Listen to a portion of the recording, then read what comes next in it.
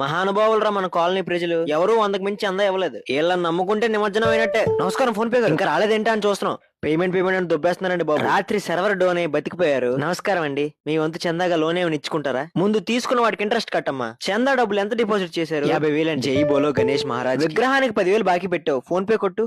కొట్టేశానండి. మరి ట్రావెలింగ్ అతనికి విగ్రహం కొంటే ట్రావెలింగ్ ఫ్రీ అన్నారు. అది పేమెంట్ వెంటనే ఇచ్చిన వాళ్ళకి 2,000 అతనికి కొట్టు. ఇప్పుడు ఎంత ఉంది?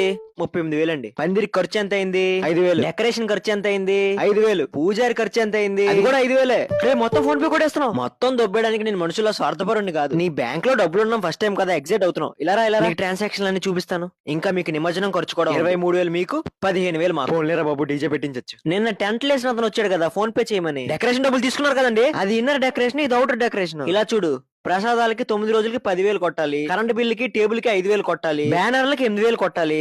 బ్యానర్లకి 8,000. ఊరంతా మీ బ్యానర్లే కదా, స్వాగతం సుస్వాగతం అని. మొత్తం